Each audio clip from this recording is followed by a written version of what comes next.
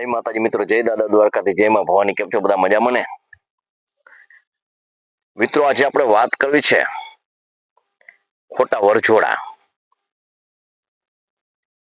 મિત્રો, ખોટા વરજોડા એટલે શું?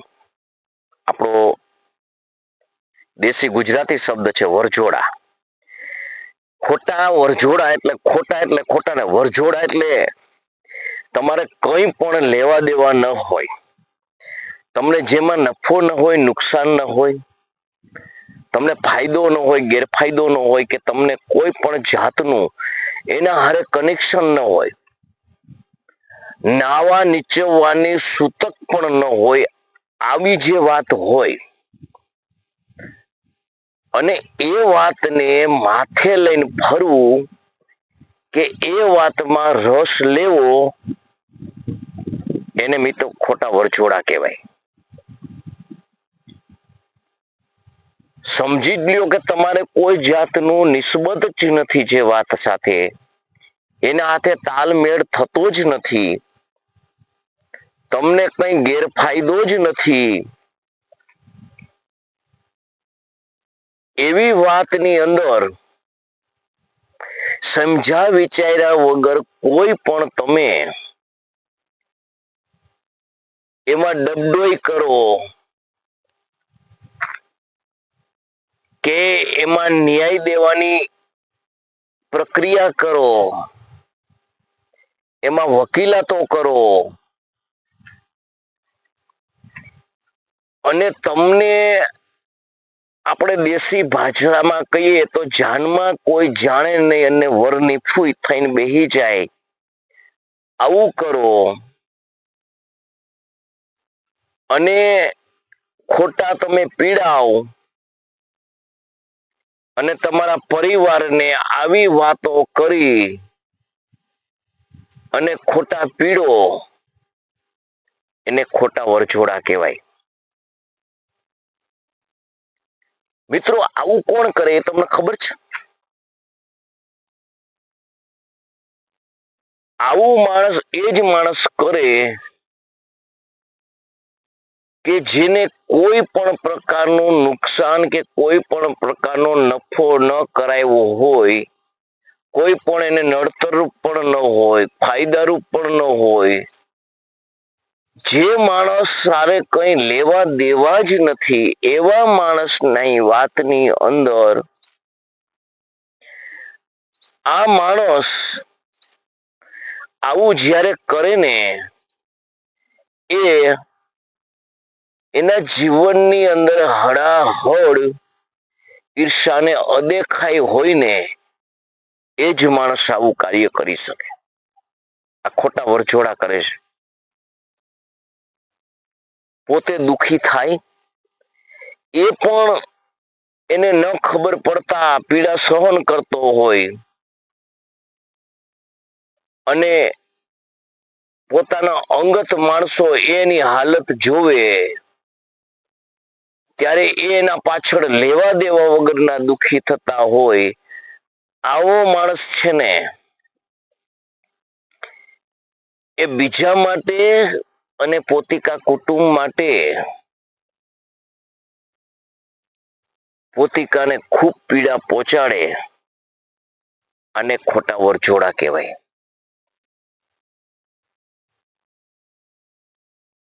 મિત્રો, સવારથી ઉઠીને સાંજ સુધી તમે જુઓ ને, તો આવા માણસો છે ને,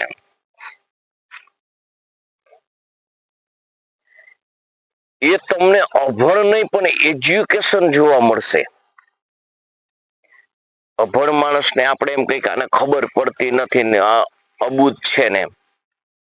હા, એ ચોક્કસ મિત્રો, કે એ માણસ છે ને શિક્ષણ રીતે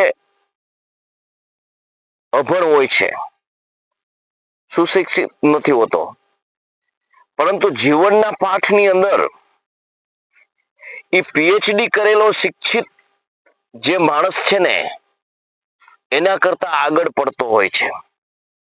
માણસાઈની અંદર માનવીય જીવન માટે કઈ રીતે જીવવું, કઈ રીતે રહેવું, એવી અભણ માણસને કોઠાસૂજ ખૂબ હોય છે, જાણકારી પણ ખૂબ હોય છે. જ્યારે આવો માણસ છે ને એ એજ્યુકેશન મેળવેલો હોય, ડિગ્રી મેળવેલો હોય, છતાં આવી પ્રવૃત્તિમાં સતત રચ્યો પચ્યો હોય, આવા વરજોડા કરવામાં ફાયદો ગેરફાયદો બધું જાણવા છતાં આવો માણસ તમે જોજો તમારી ગામની અંદર જે જોવા મળશે ને એ બુદ્ધિશાળી જ હશે. એ કોઈ સામાન્ય માણસ નહીં હોય, કંઈક 5-25 માણાની અંદર પૂછાતો હોય એવો માણસ હશે. આ માણસ છે ને આ ખોટા વરજોડા જે કરતો હોય ને એ માણસ છે ને એક ખોટા વરજોડાની વાત હાવ જુઠ્ઠાણ હોય ને છતાં એનું સર્વસ્વ લૂંટાઈ જતું હોય ને ત્યાં સુધી મહેનત કરી અને આ ખોટા વરજોડા સાચા સાબિત કરવા માટે ધમ પછાડા જ કરતો હોય. આ માણસ એવું ન માનવું કે સારું કાર્ય થતું હોય ને એમાં પણ વરજોડા કરતો હોય, ધાર્મિક કાર્ય થતું હોય એમાં પણ વરજોડા કરતો હોય, અને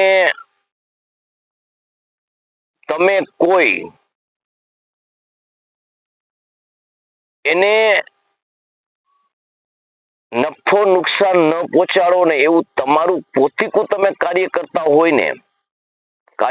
હોય ને એમાં પણ એ વરજોડા ચાલુ જ હોય.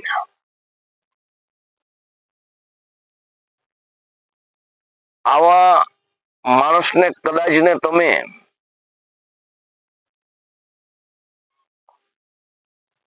કોઈ પણ પ્રકારનું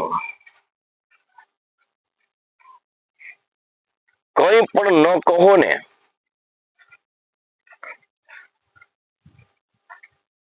તો પણ આ માણસ વરજોડા કરવાનો જ.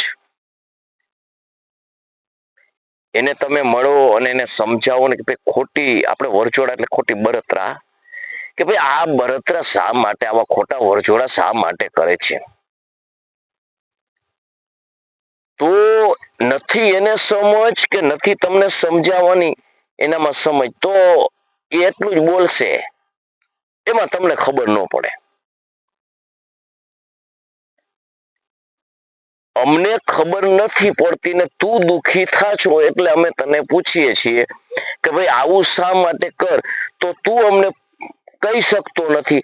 એટલે તું જે કર છો તને ખુદને પણ ખબર નથી, એટલે જ અમે તને કહીએ છીએ કે આને ખોટા વરજોડા કહેવાય. આવું ન કરાય. એટલે મિત્રો જીવનની અંદર આવા પણ તમને માણસો હર કોઈ સમાજની અંદર તમને જોવા મળશે. એટલે આપણે ઘણી વખત કહીએ ભાઈ આને કઈ લેવા દેવા નહીં ને આ હું વચમાં ઓલો હોરીમાં નારિયેળ થઈને કૂદે છે. એટલે એના કિસ્મતની અંદર આવો માણસ સુખી હોય, આવું સાધનોથી સુખી હોય, ઘરમાં સુખ હોય, ખાવા પીવાની મોજ, કઈ કામ ધંધો કરે નહીં તો એનું જીવન ફર્સ્ટ ક્લાસ હાલતું હોય, ગાડીઓમાં ફરતો હોય, પણ વરજોડા તમારા છોડી ન શકે. કેમ? કે સાલું કિસ્મતમાં જ ભગવાને એના વરજોડા લખ્યા હોય. એટલે માણસ કોઈ સુખી, તમે એવું ન મિત્રો માનતા કે આપણી પાસે કોઈ સાધન સામગ્રી નથી, આપણી પાસે કમાવાનું સાધન નથી એટલે આપણે દુઃખી છે. અરે સર્વત્ર છે ને એ તમારાથી દુઃખી છે, એની હાલત તમારાથી બહેતર છે. કારણ કે ભગવાને એના માઇન્ડની અંદર આવા વરજોડા લખ્યા હોય એટલે આમાં ને આમાં કૂટાઈને એની જિંદગી વહી જાય.